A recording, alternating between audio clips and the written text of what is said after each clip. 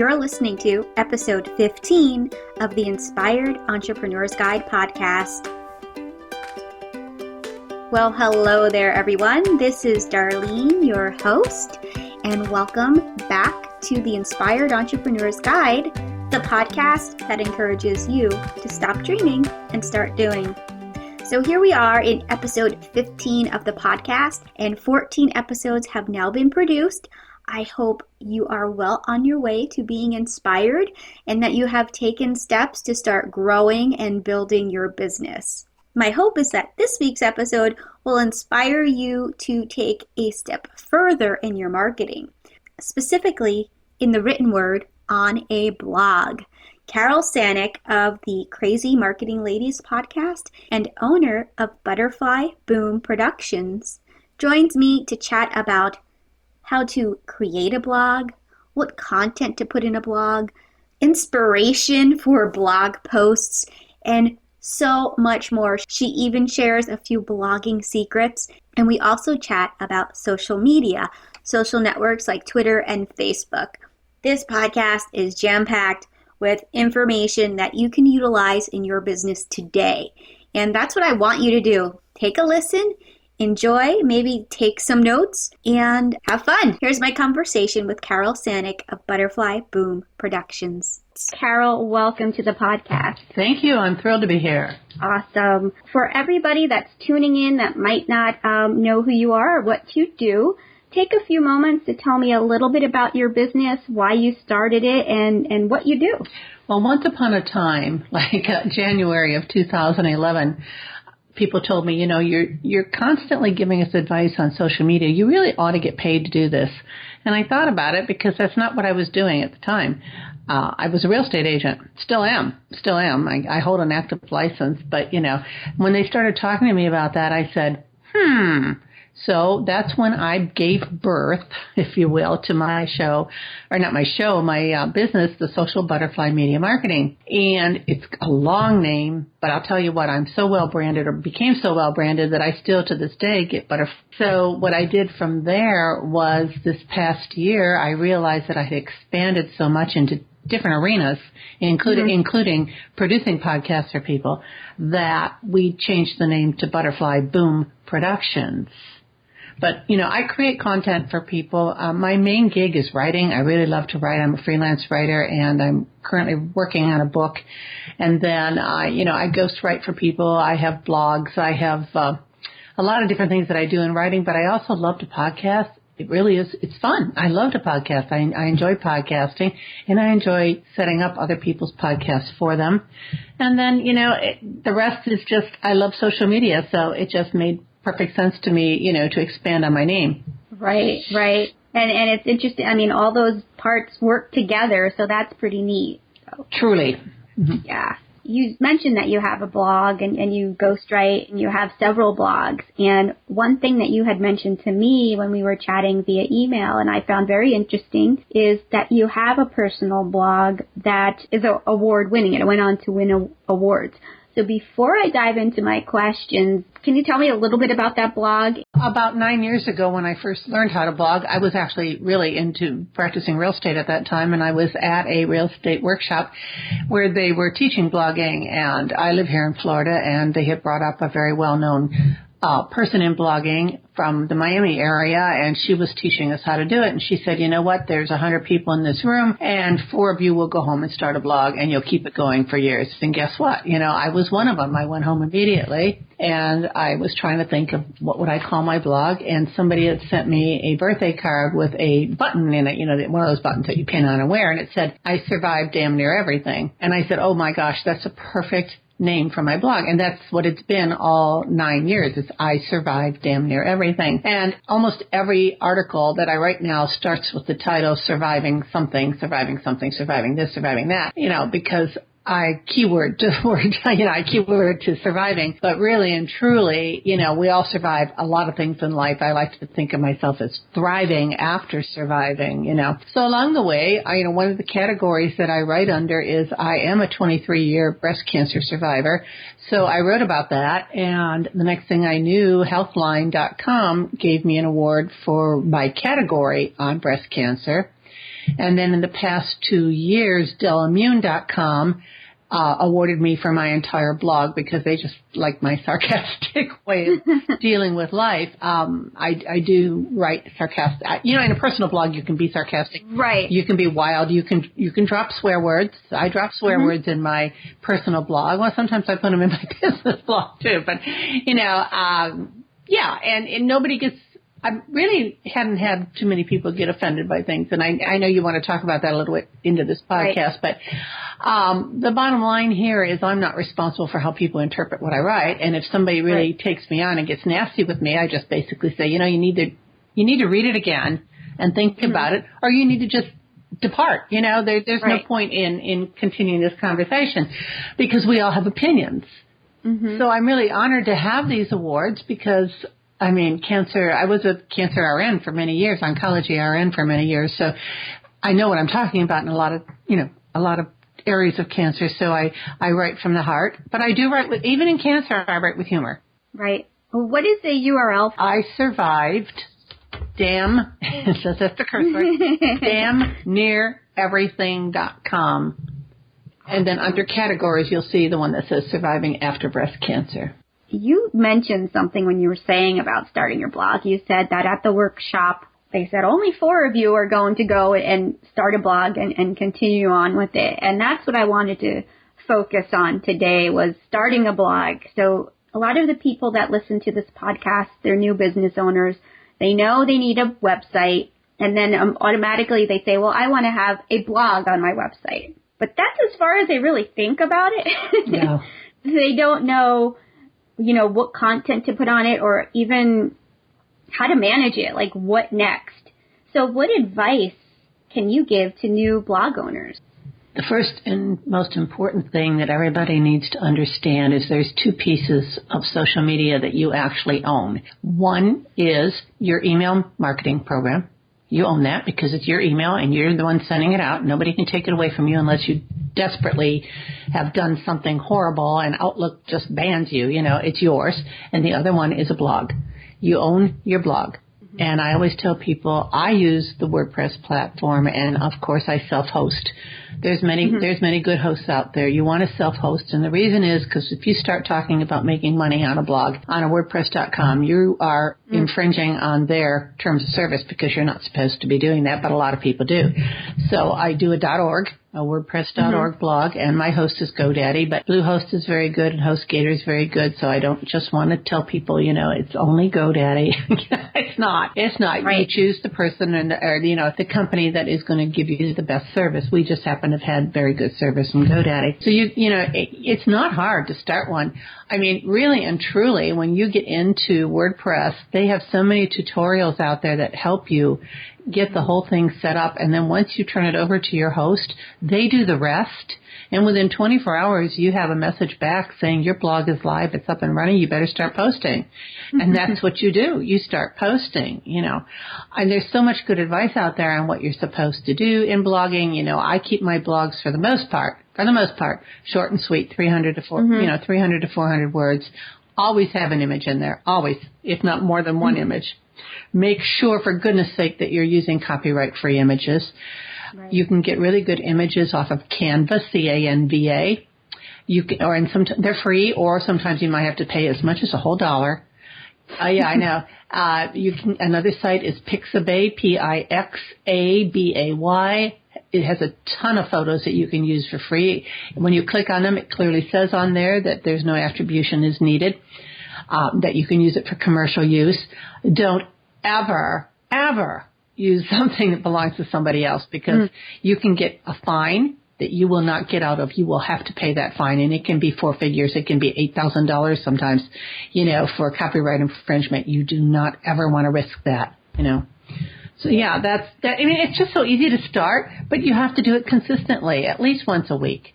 I only blog once a week. Now, do you have an editorial calendar, or how does that flow work for you in terms of knowing what you're going to post each week? I would actually recommend that to some people because they probably aren't going to know what to blog about. But I'll tell you what, I get great ideas from my email. I open up something from somebody and I'll go, oh, wait a minute, I need to write about that. And then I write about it in my own words. Right. I might look at their article, and there are times when I will link their blog in my article. I'll link to their blog for more, validation, accreditation, whatever, to show that I do know what I'm talking about, and here's somebody who knows a little bit more about it, so I do a lot of linking, because linking, is a good thing to do on a blog. You want to have outbound links because you're hoping, that you're praying that somebody's going to do the same thing to you and link back to you. Right. That's a great tip in terms of, use inspiration that's around you. For you, it's your email inbox. I mean, depending on the content, it could be anything. I mean, what your child said, if you have a blog about your kids. I mean, it could be anything really. So Exactly. I mean, sometimes it's a news story on the TV. Other times it's a magazine article, and I look at it and I go, wait a minute here, I need to expand on this. And yes, I do research, but a lot of times if an idea pops into my head, I can knock a blog out in 15 minutes. Right. But then I've been doing it for 9 years, but it doesn't take that long. And you know what else you can do? You can schedule out a whole bunch of them and just, ask to publish them later. Right. We touched on award winning and all of that. And so people are probably saying, all right, but come on, Carole, there has to be a secret sauce. Well, what's your secret? Like, is there anything that we haven't already touched on that you can pinpoint? I get personal even on my business blogs. I'll talk from the heart. I'm very, very authentic. Authenticity is something that is so vital in today's content marketing. One of the biggest and best emails I get is from Content Marketing World, and I highly recommend that people be following Joe Polizzi and Content Marketing World. He happens to live in my hometown of Cleveland, Ohio, which gives me a fondness to Joe. He does a conference every September right after Labor Day, and he brings in some of the biggest people in the world. But you know what? We don't all have money to attend those, so he puts out a magazine that you receive for free. The magazine is incredible. There's so much knowledge between the pages of anything that Joe Polizzi does. So I highly recommend following him on Twitter, following him anywhere that you can follow it in its Content Marketing World. Definitely subscribe, get their emails, because they have so much good stuff there. They really do. Just the other day, I'm going to give you all right, you want some secrets? Here's a secret. Here's a secret. We're going to go off topic for a minute. This is a secret for social media. On one of his emails that he sent, one of his writers wrote about a new way of doing some really cool posting to all your social media sites. It's called Drum Up. And it's not a .com. I want to say, is it a .ly or a .it? Drum Up. But if you look up Drum Up as one word, it should come up. And it's an excellent way to not only put out some really good posts on your social media, it'll post for you. You just set it up. But it's a really good way to get ideas for writing. It truly is. It pulls in great, stuff from Mashable, from Forbes, from, all over the place. And it's all in one spot. It's one of the hottest tickets going right now. And I learned that from Content Marketing World. Awesome. It's funny. You said, I'll tell you a secret, and I got closer to my, I don't know why I got closer to my computer screen. I did too. I got closer to my microphone. That's so funny. The secret. So yeah, that's awesome. My secret sauce is always looking at somebody else's stuff and then writing your own. Everything is inspiration. So yeah. So we had kind of touched on before, you had mentioned about you just write from your heart, and you don't, if people have a personal opinion and they don't like it, then review it again, or it's not for them, go somewhere else, which is fine, I'm stringing it to the controversial blog post. Right. And if someone writes something that, just does not sit well with a large group of people, and maybe not necessarily just one, where it's like PR failure is about to implode. What are some ways that they can come back from that? Well, one of the first things I always tell any of my clients is don't take anything down. Because, as soon as you take it down, 500 people have already seen it and they're going to be talking about it. It's always better to talk about it in a nice, kind way. Without getting upset. You have to remember, don't take anything personally. You just have to let it roll off your back. There's always going to be somebody who doesn't like something you've done. If you have 500 of these people and you do have a PR fail going on, you have to address it right away. If you, for example, and I tell clients this all the time, when you're going to post a link, make sure you read the link first, because what if it doesn't reflect on your own personal views? You know what I mean? Right. Yeah. So that can be a PR fail too. And then you're left there with egg on your face. So you want to be really careful about those things. But if it's something that you yourself have written and you really stand by it, then you've got every right to defend it very nicely and, in short. And if people get nasty, when people get nasty, and they will, they do, then you just say, adios. I had to, somebody came on and started making comments on one of my blogs one time, and she was somebody I'd once worked with, interestingly enough. So but she came on with a fake email. She went to the trouble of getting a fake email account to do this to me. So, she is just blasting me right and left, right? And what I did is there's an IP tracker program out there. So I tracked the IP address because I kind of thought it might be her. And sure enough, it came down to her exact address through Google Maps and Google Earth. And I wrote her back and I said, I am looking at your house on Google Earth right now at your IP address. If I have one more post from you, one more nasty slam from you, I said, I will be calling your employer and telling them what you're doing during the daytime when you're working. And that was it. But I had to really take steps. I've had to send cease and desist. I have, more so for taking my stuff, and using it and not giving me credit. So I've had to do that. But as far as anybody really, I did have one post that upset some people.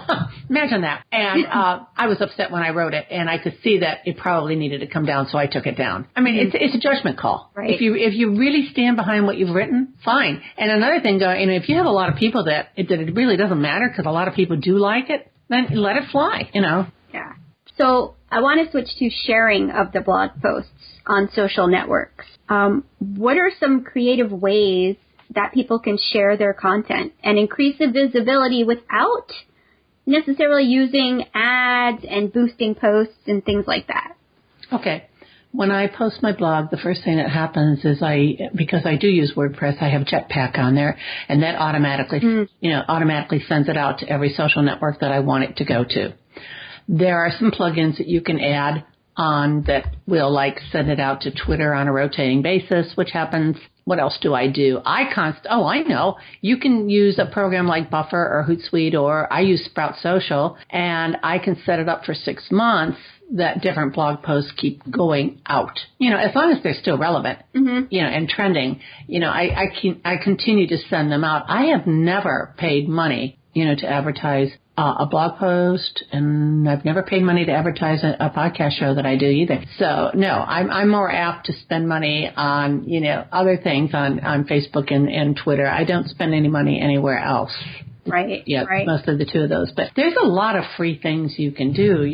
For example, here's another good secret for your listeners. And there's a rumor out there that Twitter's going to start allowing this. So right now, they have us down to 140 characters on a regular tweet, not on a DM. If you are, mentioning people back and forth, you're talking to somebody back and forth, you can actually write longer tweets. But what I do is I'll take a photo that I like. My own photo. Remember, we're going to be copyright free here, people. And I take a photo I really like, a copyright-free photo, and I will add text to that photo by using a simple, software program called PicMonkey, which is so easy to use. And I'll add text to it. And you know what you've ended up with? You've ended up with a free ad, because I'll put my, I'll put my website on there. I might put my phone number on there. I might put, depending on who I'm trying to reach. You can do the same thing on Facebook with a photo like that. There's really sneaky ways that you can get around and make it public. Twitter obviously is all public, but you can make it public on Facebook, and quite a few people are going to see it. I wouldn't put my phone number. If I were you, I would maybe use my, my website or an email that something like that. But there are free ways to advertise. I give talks on free ways to advertise on social media all the time, and that's one of the two best ways to do it. Just create your own little photo post and put it up there. Right. Awesome. Yeah.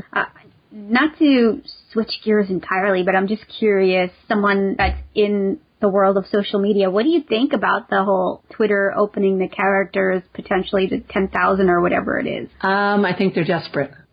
I really do. They just fired a lot of people, and they Yeah. You know, they have a new CEO, I think, and a new CMO, a female CMO. I saw that.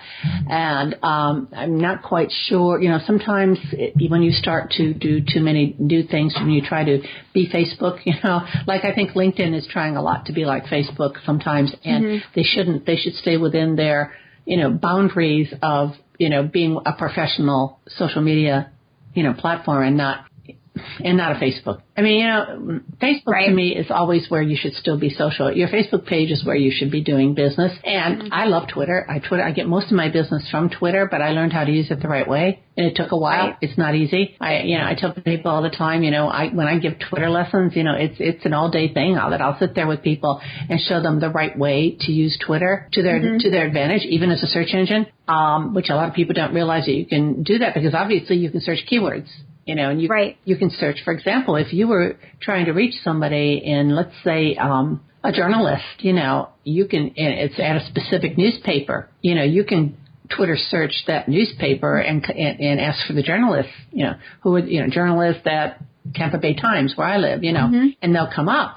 So, you know, anybody who's got that in their bio is going to show up. There's bio searches. I love bio searches on Twitter. People don't realize that they can do that, and it's really cool. You know? Right. What's your favorite bio search tool? Is it just the Twitter search tool, or do you have one that you use? Yeah, I mean, really, well, you know, Manage Flitter, sometimes I use Manage Flitter to clean up my Twitter and my clients' tweets and Twitters and whatever. Yeah. There used to be a really good program in it, and they offended Twitter and they were taken down. It was called TweetAdder. And it was a great program. You could actually go in and put in keyword searches like that into people's bios and look for these things. But you can still do it by putting it into the Twitter search bar, you know, and see who you can come up with. You can do the same thing on LinkedIn, you know, with advanced searches. People don't realize how much searching they can do. You know, you can turn Facebook into a CRM by just putting people on lists. Oh, right. Yes.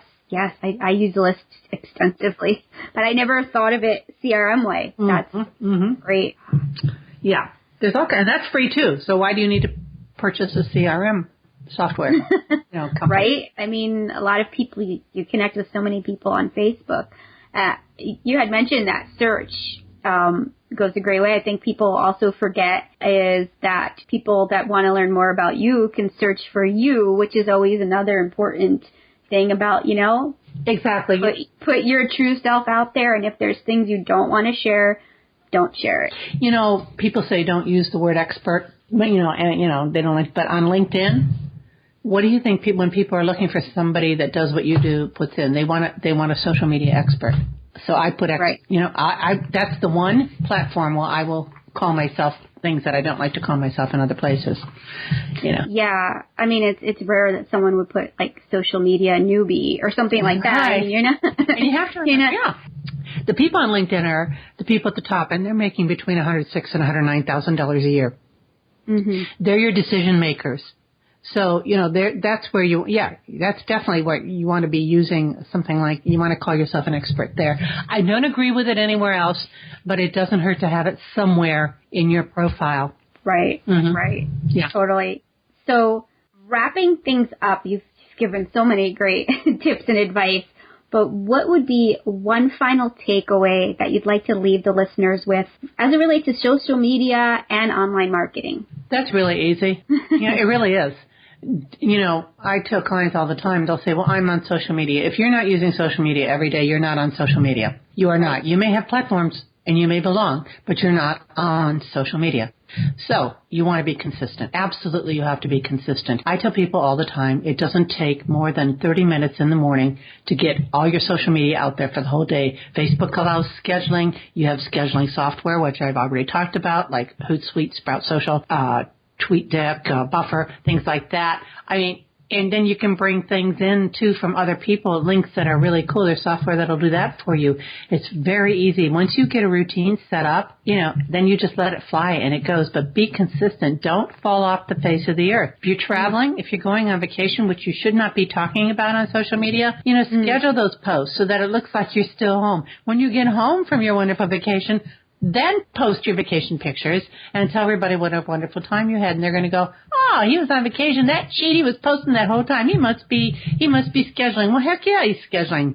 Most of us do that. But yeah, right. I mean, consistency and content are king. Your content is still king. Write great content. If you don't know how to write, hire somebody to do it for you. There's plenty of people out there that will write for you. Absolutely. Mm-hmm. Awesome. Well, Carole, thank you so very much for being a guest on the podcast. Where can people go to learn more about you, your podcast, and connect with you? Okay, let's see. My podcast is, of course, the crazymarketingladiesshow.com. We are crazy about helping people succeed.